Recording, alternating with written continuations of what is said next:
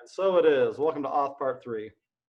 So we just got everybody set up on parts 1 and 2. We are reviewing. If I go into this backend folder, and let's see, in a Rails G model user. While I'm in here, I'm going to Rails G controller users. While I'm in here, I'm going to make a model for authentication. While I'm in here, shit, anything else I need to do? No, I don't think so. I go to the router. How about I resources users solamente create. I also want to accept post requests to the login path and send them over to authentications login action. Oops, what isn't like here? Unexpected. Ah. See, linters help you with stuff like that. They're real handy. You should look into them. All right, then I go over to my user controller. Def, and we'll say create. Well, how do you create a user? Well, you go user.create. You take in their username, comes in from parms, username. Take in their p-word, which comes in from params.password. And then we ship it back to them.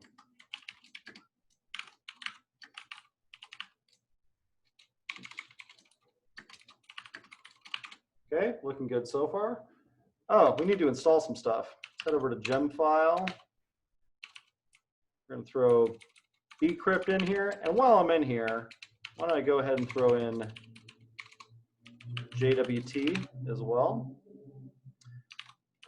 Bundle install. Very nice.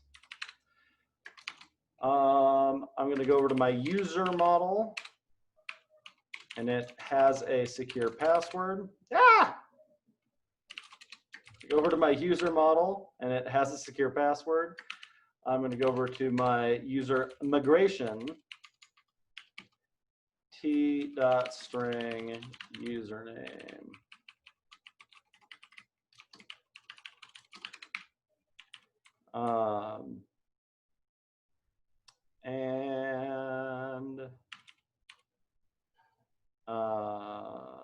Cool. I'm going to run that migration, Rails DB migrate.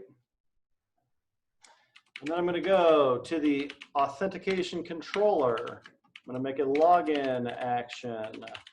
I am going to pull the user.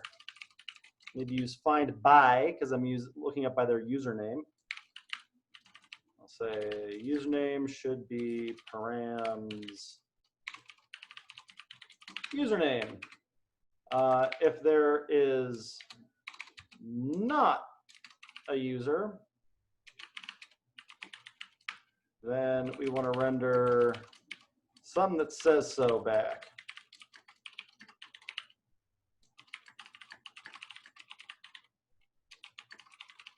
Also should probably send back an unauthorized status. On the other hand, if they have a user, but that user can't authenticate with params password,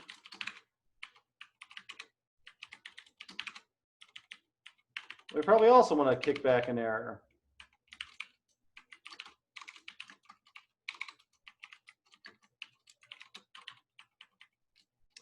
Elsewise, we probably want to make a payload with something like user ID is at user.id. We want to get a secret. We can get one from Rails application secret key base. We want to make a token. by encoding the JOT. We're going to encode the payload with the secret, and then we are going to render JSON token, oops, token. And we can say, maybe send back a created status. Moment of truth. That's an awful lot of coding without testing anything, Kyle. So I Rails S, I postman.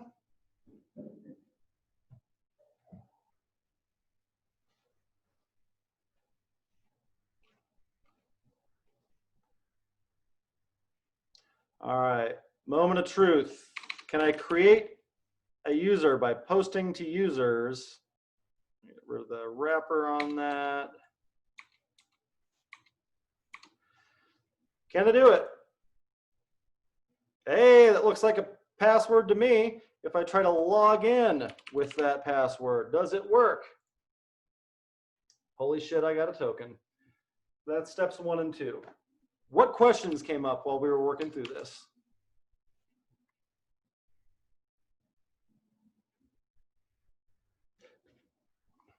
Can you remind me what goes on with the payload? So payload is anything you want to send back. So at a minimum, you should have some way to uniquely identify the user. You can also put other stuff in there. You can put a user shopping cart. You can put anything you want in there. The presumption is that we're going to cache it in the user's browser. But yeah, at a minimum, put an ID in there. Another thing that's common to do with tokens is, it's even in the example, they have IAT in there. IAT is issued at time. That is, when was this token issued? So if you only want a token to be good for an hour, that's how you would do it. You can put the issued at time, that's a timestamp. And then when you decode the token, you can go, okay, is this token less than an hour old? And you know that it wasn't fucked with because we signed it with our hash. So the payload is basically anything we want to keep track of about the user. Correct. Remember, they're encoded, not encrypted. So we can send this down to the client and they can decode it. So if we have a shopping cart in there, they can decode their token and throw that shopping cart into an array or something like that. That's allowed.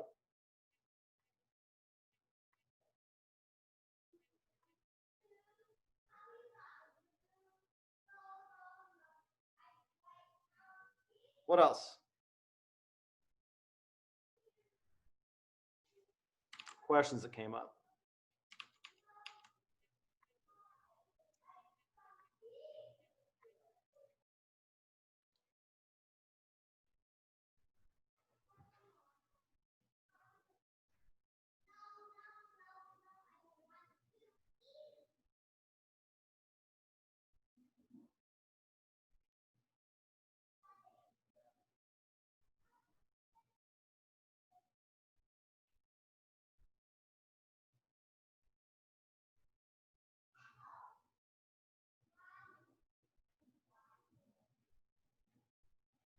Cool.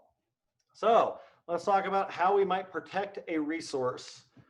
Give me a resource to protect. Actually, no, I'm going to do it this time. Pets, since it's Pet Parade Day, we're going to make it so that anybody can see pets, but only people who are logged in can add pets.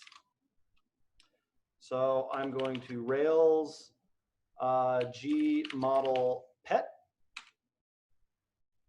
I'm going to Rails G controller pets. I'm going to go into my router, make one for pets, and we'll say that we can index or create them. You should not be following along with this, by the way. You can like take notes and stuff, but don't try to keep up with the code. we're going to index. This is our like mod 2 by the numbers, like regular old Rails stuff. Render JSON. Pets are pets. And we're going to make our create. This pet is pet.create. Pets have names and a species.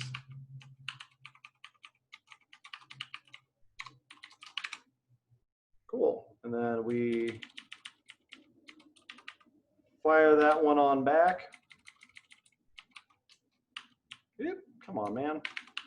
Don't make me look dumb in front of my friends. Pet is pet, and we'll go ahead and give that a status of created as well. All right, so we can create a pet.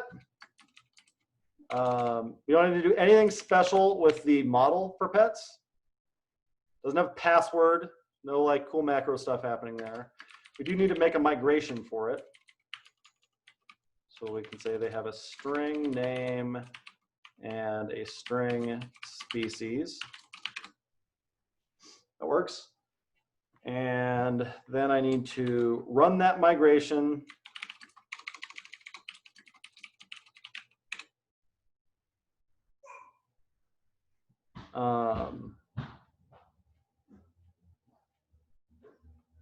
And while I'm at it, I'm going to make some seeds too, just so we have a couple pets to protect. Come on, man. So I'll go over to my seeds. Destroy all pets. It's a little grim.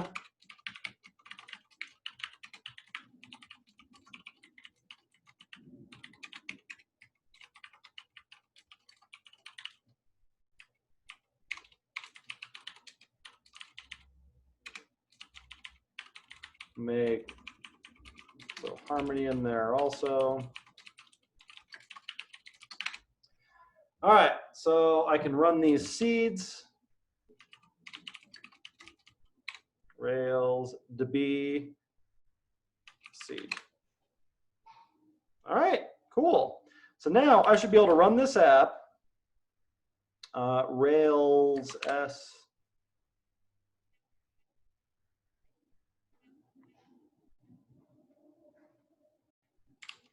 And I should be able to go over to Postman. I should be able to get pets. Hey, there's some pets.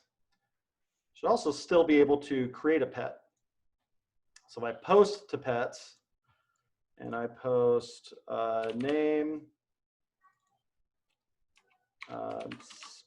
species, I could say Mesa pup. All right, can I add a dog? By Jove, I can add a dog. I can even relist and see those dogs.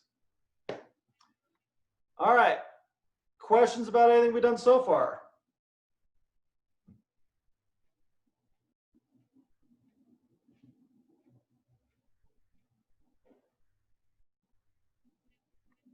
Cool. Let's do this. I'm going to save this commit.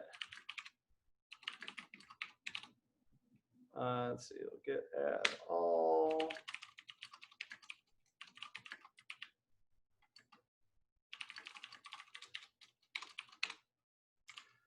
I'm going to push this up to GitHub, and you can clone it down and do the last part with me.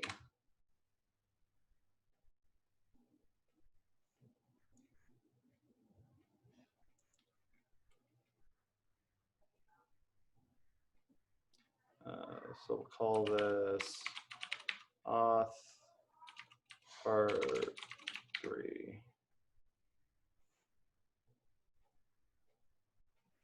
There is the Git URL, Git remote add Oregon there, Git push origin master.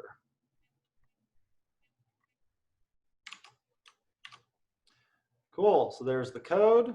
I'm going to throw it in chat.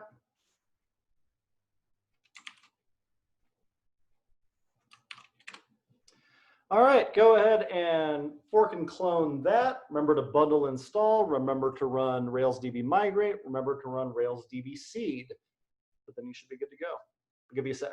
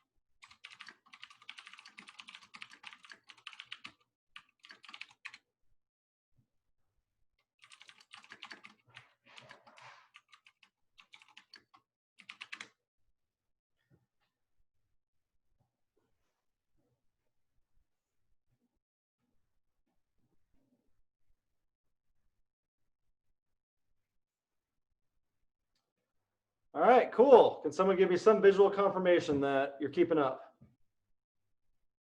Keep an okay sign. All right, there we go. Love it.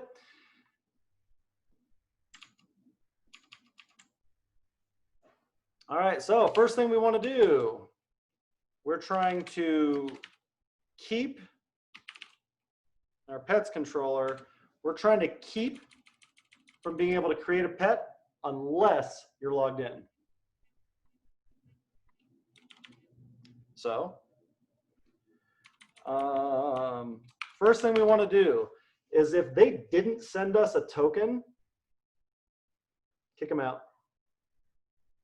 So where does that token come in? How does a user send us a token? There's a few ways they could. There's only one way they should.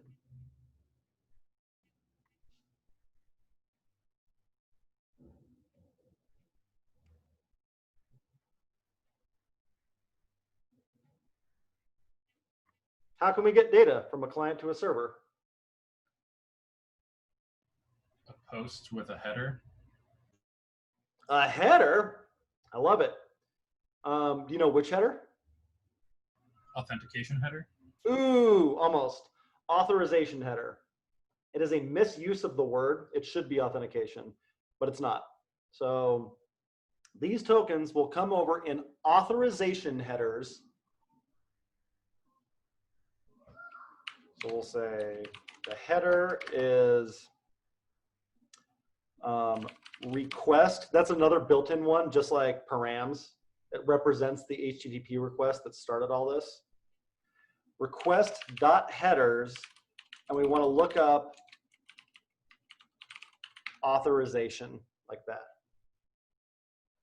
That's going to be the auth header that has the token in it.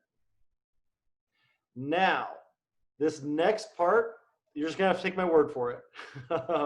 The way they send these tokens is with, okay, so we have, if we go back to login, run this again. Oh, shit, I'm not running the server.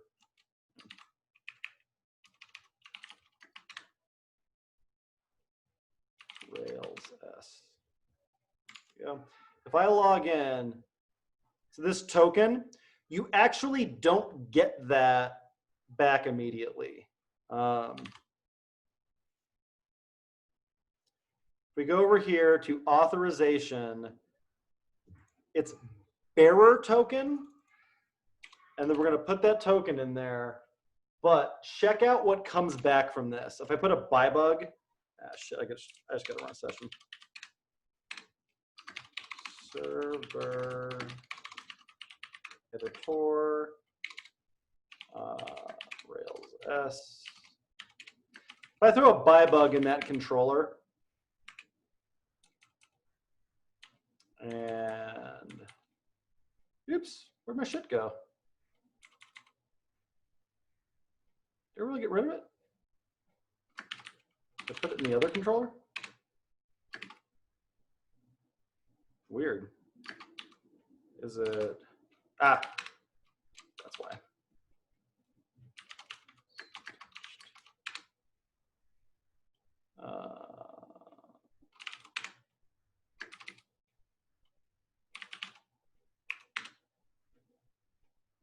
Shit, it's not there either. All right.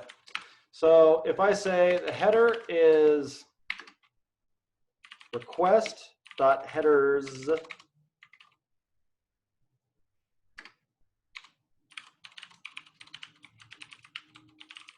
authorization, and then I'm going to just comment out the rest of this and bug it. You might be surprised at what's in header. Keep an eye on it. So I fire this off. Oops, that was my login. I want to create a pet. The bearer token. All right, so it's hanging. All right, what's in header? What is in header?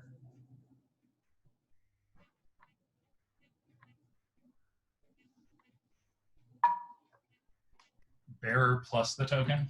Yeah, it's a string with the word bearer and then a space and then your actual token. As to why that's the case, I don't know. Maybe don't ask so many questions. It's not important right now, but that is the correct way to send over a job. So if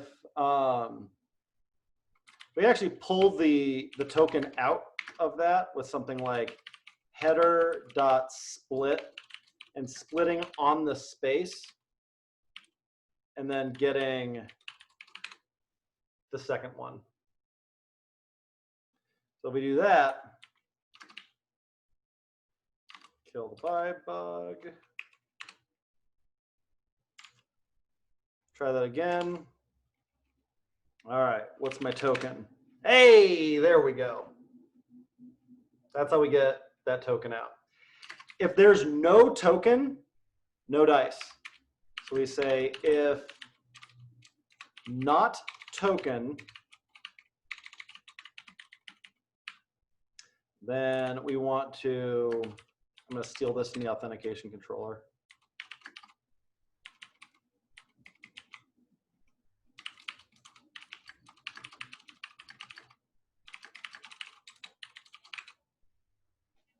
We want to fire back at them. If there is a token, we want to decode it into the payload. We took a payload and a secret and made a token. We take a secret and a token to get a payload. This works like this.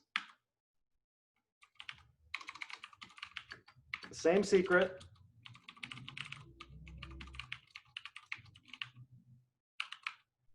And we're going to jwt.decode the token with the secret. And this is another one of these things that, like, maybe don't ask so many questions. It comes back as an array, so we actually want the first one. That should give us a payload.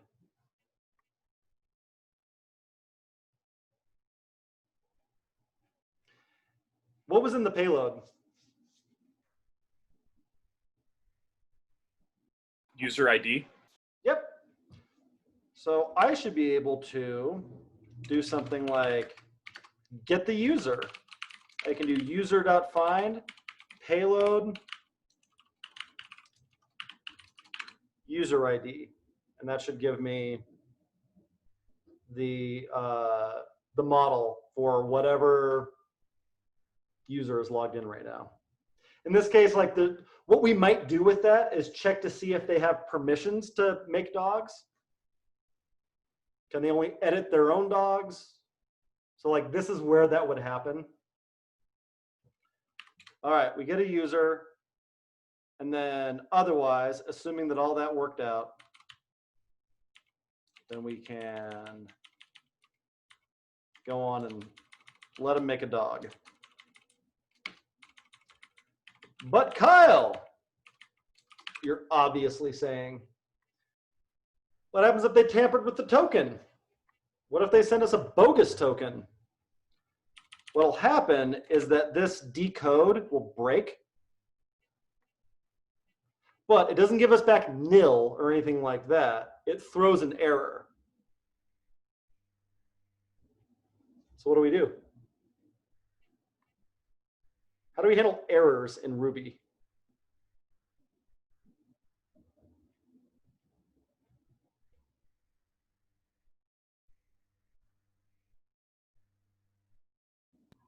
Throw an error. It will throw an error, but like if we check this out. So right now, if I try to create a dog, I have this good token here. Still running?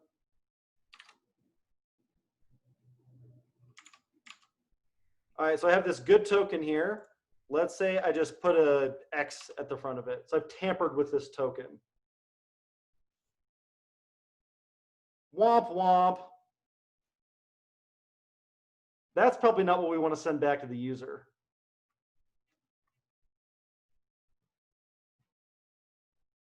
So what do I do?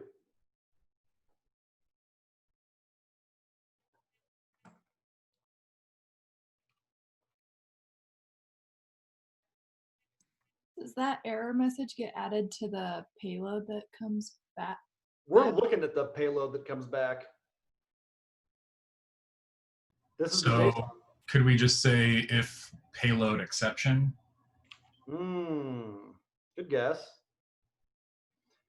We have a way to handle this in Ruby. There's a way to handle this in almost every language, including JavaScript. And they're all basically the same. We wrap it in a try-catch block. The way that you do that with in Ruby is with begin, rescue, and end. So we could say something like begin, rescue, end.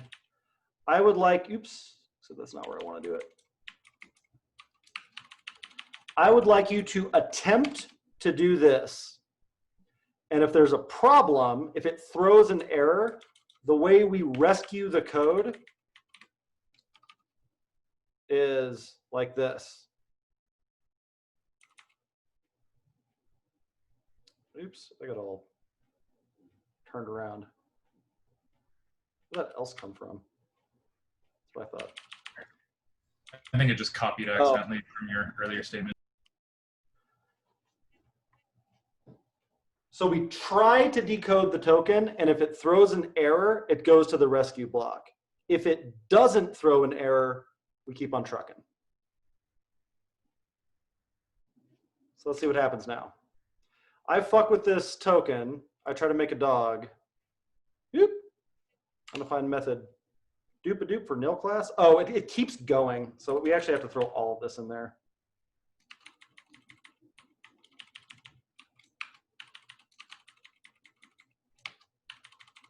So we'll throw all of that into a try-catch block.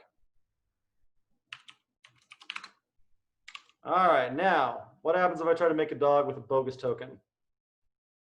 Gotta be logged in, baby. What happens if it's a good dog? Sorry, good dog. What happens if it's a good token? There's my dog. I have protected a resource.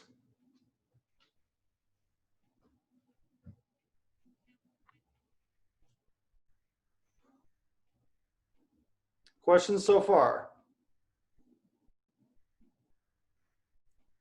So that rescue is essentially like a dot catch, like if any time an error gets thrown. Exactly. It's just like a dot catch, or we don't teach to you guys because I don't like them. It's just like try catch in JavaScript also. So in JavaScript, that would look something like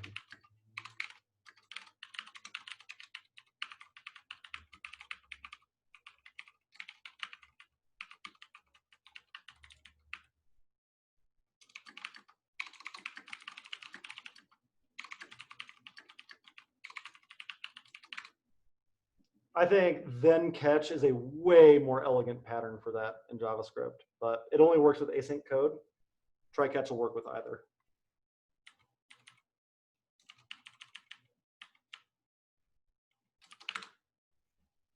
Other questions?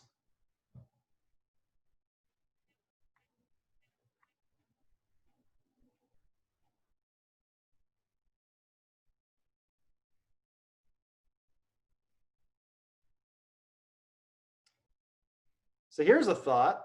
This is a pretty good way to protect one action, but I probably have all kinds of things that I want to protect. Doesn't make any sense to write all this code out every time. So how do we solve that problem?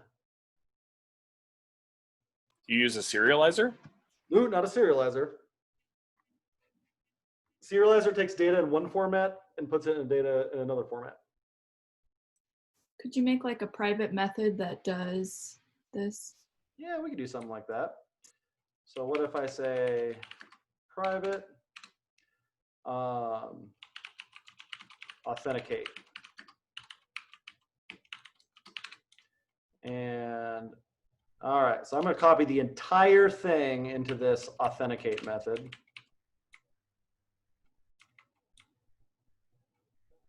And all right, what is about creating a pet and what is about the authentication?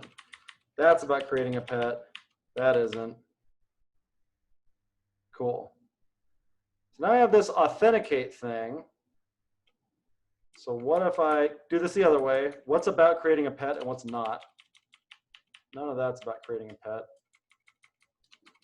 Only that's about creating a pet. It's the same thing we started with. So if I say authenticate, I wonder if it works.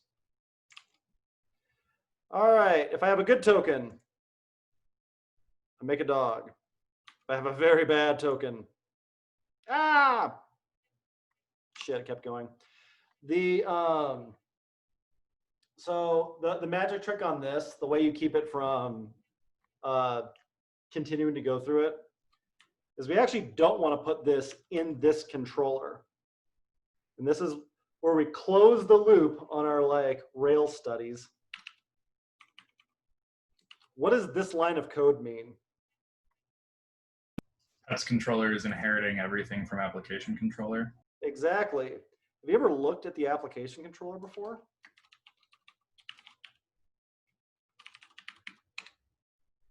Nothing in it. If we want something that's shared between more than one controller, we can put it in there.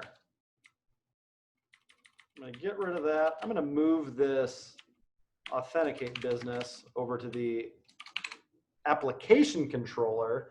And since that's a method, and since this pets controller is inheriting from application controller, it means it also has an authenticate method. It's just like what we did before, except I don't think it's going to break. Maybe it will, because I'm still doing it in the method. There's one more step to this, like coy thing that I'm walking you through. All right, is that mad? That's mad. All right, so the way you work around that is with a helper called before action. And you say the thing that you want to happen before an action. Well, I want to authenticate. And then you can say, I only want that to apply to create.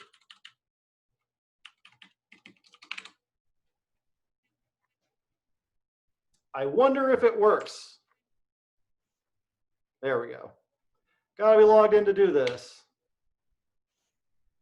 And there's my dog. And now every single controller has this authenticate method. And here's the real fucking kicker.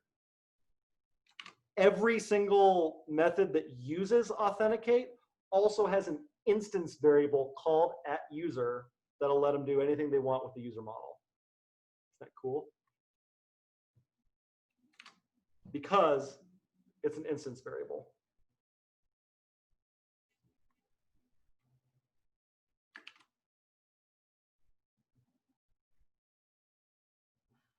What questions do you have?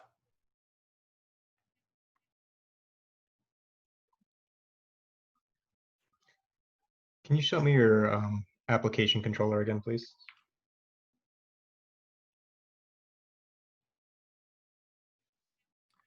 We got the token out of the header. We checked to see if the token existed at all. If it doesn't, no go, buddy. We can stop right there. Otherwise, we want to pull out the secret and decode the payload with it. Easiest thing to forget on this is that the thing that comes back is an array. And we want the first thing out of it. And then we'll find that user that we got out of the payload and move on with our lives.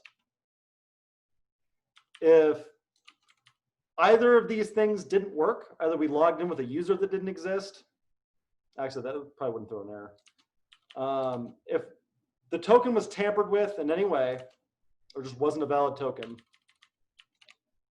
then we do that, move on with our lives. Otherwise,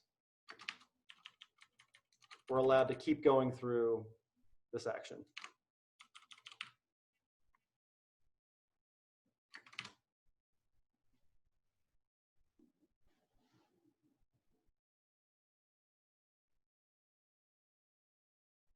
One more thing I'll point out.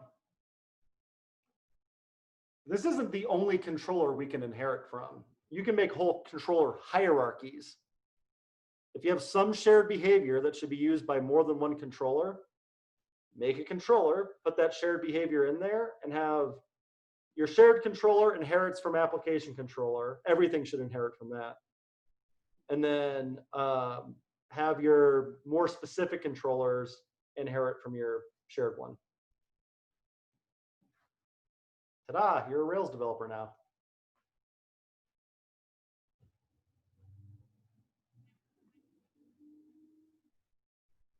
What else? So it's the next step then, like how we get it to cache and how we pull that in. Correct. There's a lot less to it than you might think. So from the client side, well, we have this, we make a post request to log in. You know how to do that, right? So you do that, and then you take this token that we send back and you put it in local storage. Local storage is like variables that survive past a refresh. Stupid easy. It might look something like this.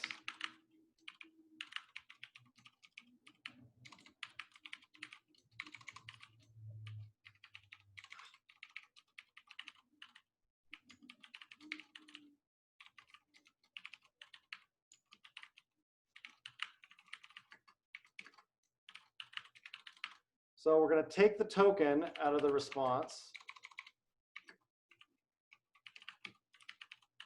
Or we could destructure that also.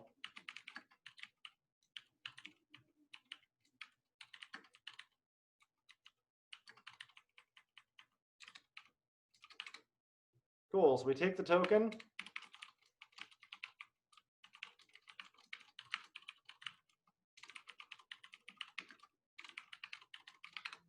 You're logged in now. All right, I want to do something that you have to be logged in to do.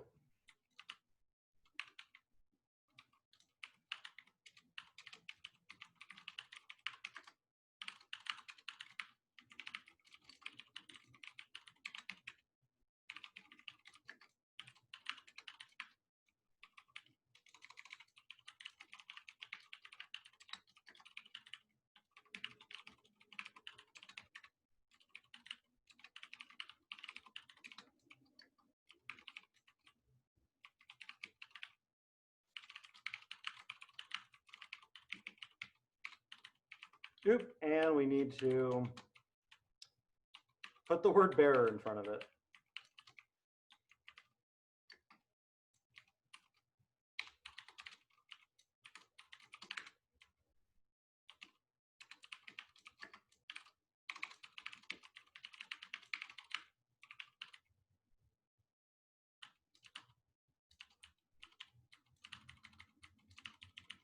Come on, man. Cool. You did something that you have to be logged in to do. That's it. That's the client side. So just on every single post that you send, you have to throw in that authorization bearer. Okay. Anything you need to do that requires being authenticated. That's you're showing your stamp. You let me back in. I paid my entry fee. We don't need to go through this whole username, password, song, and dance. I'm a known quantity. So if this was like a form submit, we throw that authorization in. That's its stamp. Yep.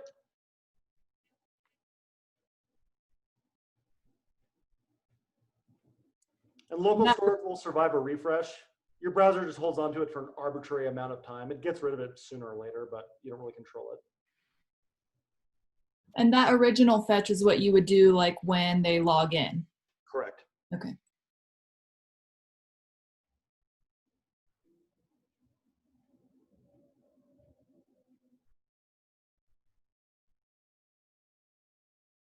More questions?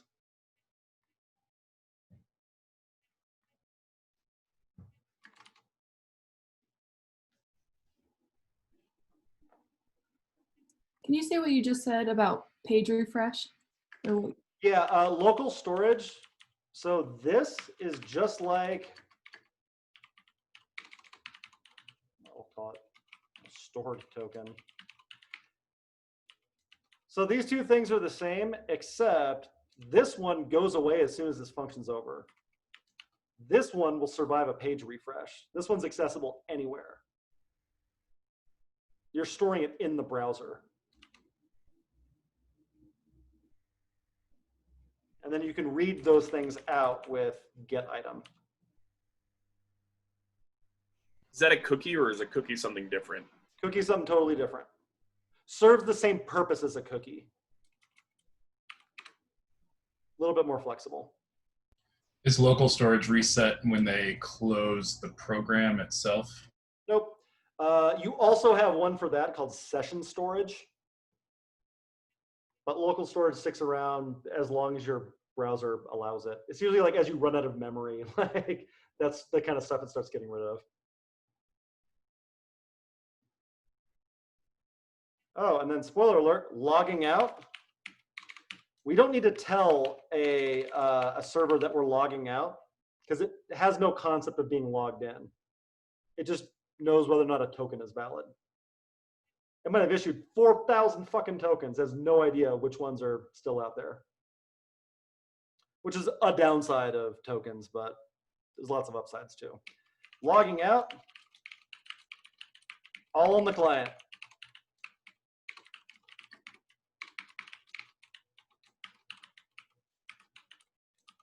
You're logged out.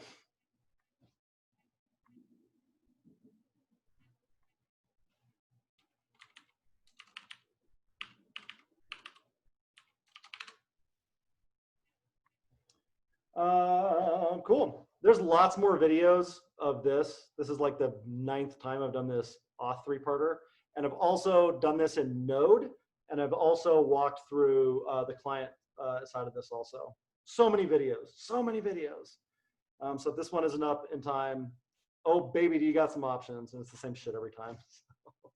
Any questions before we go to lunch? So when the like the options for the login fetch, Yeah. do you put method post also? And then yeah. You should probably do that. like, do you have to have the authorization in there too, or is it just the content type? You can't have the authorization in there. Why? Because you haven't authorized anything yet. Yeah, you haven't logged in. You haven't gotten your token. What would you send over? It'd be pretty fucked up if you had to be logged in to log in.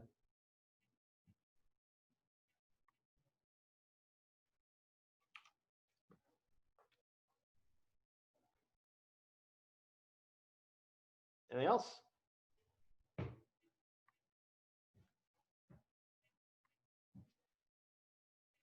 Happy lunch, everybody.